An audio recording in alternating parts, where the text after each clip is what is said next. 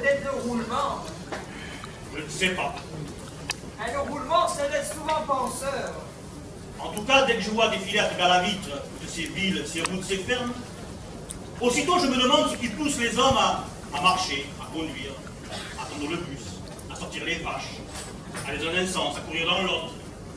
Je vais vous demander de pencher légèrement votre tête, merci. Quelle force les pousse à faire tout ça plutôt qu'à ne rien faire? Il est bien que c'était une force. Il ne faut pas ça de même. Je commence par un centimètre partout et puis vous me direz, hein. Labourer, traire, rafistoler une durite, consigner un bail, stocker des hydrocarbures. Pourquoi fait-on ça? On peut quand même se poser la question, non? Stocker des hydrocarbures. Il sera toujours temps de faire plus court, hein, si vous le souhaitez. Assaisonner, joindre, vernir, pédaler. Franchement, pédaler. Vous trouvez ça normal? Je m'en rends pas bien compte. Vous tenir debout! De tenir debout? Oui! Vous trouvez ça normal de vous tenir debout? Là, les deux pieds sur le carrelage?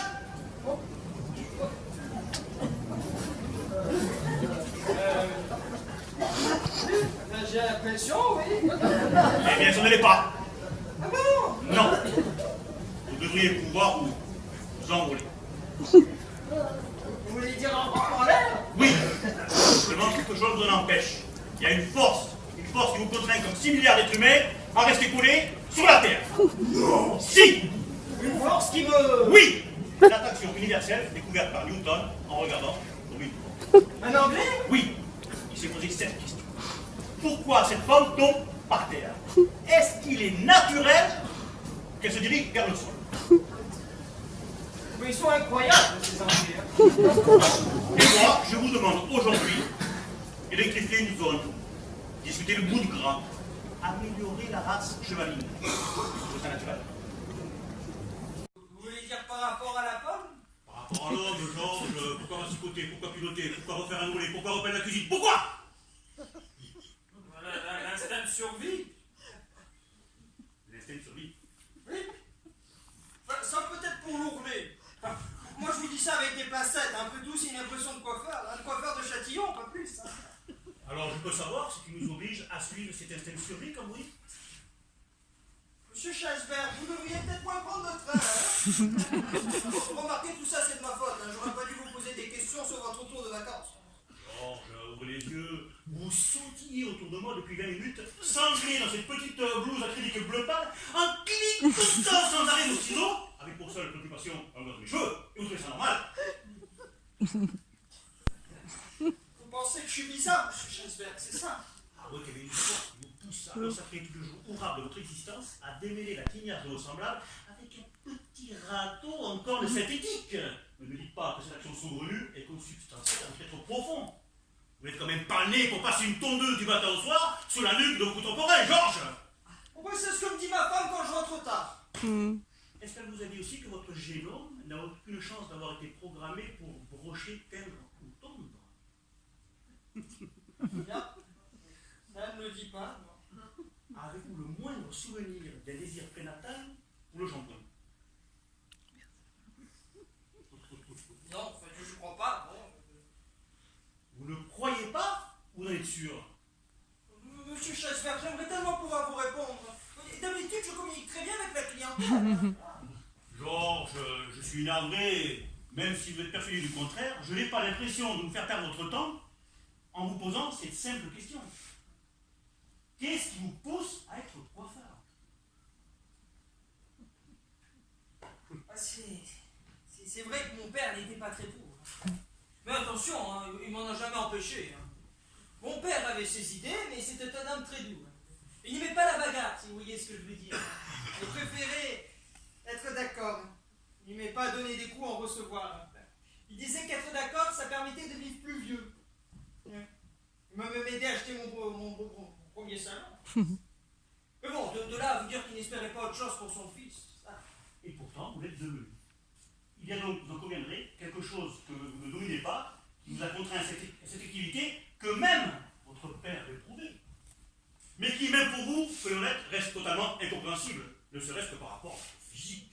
Oh, ça c'est vrai, non, parce que j'ai un physique de chanteur. Il ne s'agit pas de ça, Georges. Je parle de physique d'homme, de mammifères évolués, de grands singes bipèdes. Voyez-moi, on va toujours développer votre mètre 85. Oh, vous êtes gentil, hein, 1m75 à peine. Avec vos membres supérieurs puissants, votre cage thoracique imposante, cette mâchoire solide, capable de retirer un bouilli n'importe quel moment. Quand on examine vos narines, vos oreilles, vos pieds. Vous voyez que vous avez des conçus pour apporter la lac. En plus que la pomme était faite pour se passer dans rien. Vous pensez que j'ai fait fausse route, monsieur Chasberg? Quelque chose vous y a forcé, comme cette foutue loi de l'attraction universelle qui vous oblige à rester sur le carrelage. Pourtant, ça va un gros bras. On voit bien qu'il aurait fallu un ou deux battements. Pour filer au-dessus des nuages. Maintenant que vous le dites, c'est vrai qu'il m'est arrivé d'avoir envie de voler. Hein, 3 ou 4 fois. Hein. Mais tranquillement, vous voyez, dans les parages. Hein, au-dessus des temps de Massy. Et puis du boulevard Jean Moulin avec les platanes. Et puis revenir par la Mélie. Mais attention, hein, ni trop vite ni trop. Hein. Non, pas comme un martinet, mais plutôt comme un goéland. Tout blanc. Tout calme. Et donc, au fond, ce que vous ressentez en vous, c'est une mouette. Une grande. Et pas un coiffeur. C'est ça, c'est sûr coiffeur, c'est comment dire. Mais j'ai pas terminé de payer la boutique, non, je peux pas arrêter. Mais c'est sûr que si j'avais le choix, j'aimerais bien. Oh, moi j'aimerais bien faire le goéland. Oh, moi je vois d'ici la tête de ma femme. Et. Pourquoi pas le choix? Parce que.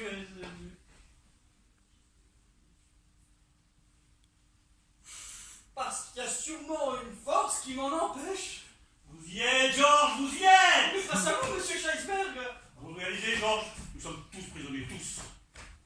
Oh, mais pourquoi je suis pas plus effrayant comme vous ça? Georges! Monsieur Scheisberg. Voulez-vous vous joindre à moi pour lutter contre cette force qui nous opprime? La traquer, l'obliger à se montrer, la calculer, et bien la détruire! Moi? Oui!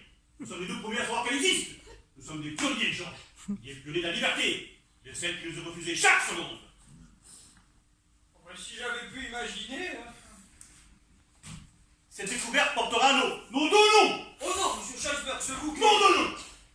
Si vous m'avez pas avoué que vous voulez être un goéland, je crois que j'aurais fini par douter. Oh, mais quand je pense que si madame Lalo ne s'était pas décommandée, j'aurais pas pu vous prendre. Bah à quoi ça se tient? Le hasard et la nécessité, Georges. C'est ainsi que l'humanité progresse. Nous n'échappons pas à la règle. Enfin, tout ça ici, à Châtillon, dans mon modeste salon. Ça. Le salon de la découverte! Alors, Georges, vous acceptez? Voilà, si ça peut aider l'humanité, je vais pas refuser, bien sûr. Merci, Georges, merci. Alors, je sais pas ce que vous en pensez, mais moi je suis pour un travail régulier, à heure fixe. Un rendez-vous quotidien vous conviendrait? Ici? Ou dans le train? Les idées sont fragiles. Nous ne choisissons pas des endroits où elles naissent. Bon, bah alors dans ce cas-là, je peux faire ici. Hein. Mais tous les jours? C'est-à-dire que si nous fixons notre propre objectif d'aboutir à la fin de l'année, ce qui serait, reconnaissez-le, un formidable cadeau de Noël pour la planète, il me semble qu'un travail, disons, de 3 heures par jour, 6 jours par semaine est un minimum. Ah, quand même. N'imagine vous même pas révolutionner 30 millions d'années de comportement humain en 2 coups de cuir à peau, yo. Non, bien sûr que non. Mais est-ce que vous pensez que ça serait possible de faire ça à l'heure des repas? Pourquoi pas? Non, parce que c'est. Vous voulez dire entre midi et 15 heures? Bah, par exemple. Hein. Bah, pourquoi pas, oui. Nous en profiterons pour geler. C'est excellent pour la vivacité d'esprit. Parce que ça me permettrait de pas. Comment dire? De pas perdre trop de clients, quoi. Georges, vous pensez vraiment que lorsque vous allez annoncer à vos clients vos décisions de délibérer une bonne fois pour toutes de leur esclavage quotidien, vous allez les perdre? Non, Georges, vous allez les gagner. Et quand, dans un jour proche, vous volerez avec eux au-dessus de la ville abandonnée, croyez-moi, ils vous béniront de l'avoir refusé votre pelle et vos ciseaux pendant 3 petites heures par jour. Vous avez raison. Oh, monsieur Scheisberg, jamais personne m'a autant ouvert les yeux que vous. Parfait, Georges, nous commençons demain. Donc, midi, je vais noter ça tout de suite. Qu'est-ce que je vous dois? Bon, vous plaisantez, monsieur Scheisberg. Je vais juste récupérer la serviette. Hop. Voilà. Combien? Alors, c'est rafraîchi sans faire court. Hein. Non, parce que, pour vous dire la vérité, moi je vous préfère avec les cheveux un peu souples, ondulants, disons. Nous appellerons ça, si vous le voulez bien, la coupe postérité. Très bien, Georges. Monsieur Chesberg, je peux vous poser une question? Vous en prie. Est-ce que vous pensez qu'il y a une autre force qui nous pousse à trouver cette force, ou que c'est la même? Bien, Georges, bien. Nous mettrons cette interrogation à la réunion de demain matin. Parce que si c'est la même, que nous la trouvons, hein, vous serez plus obligé d'y penser. Plus du tout. Probablement. Nous allons faire du bon travail, Georges. À demain. J'ai encore d'envie, monsieur Chesberg. Hein.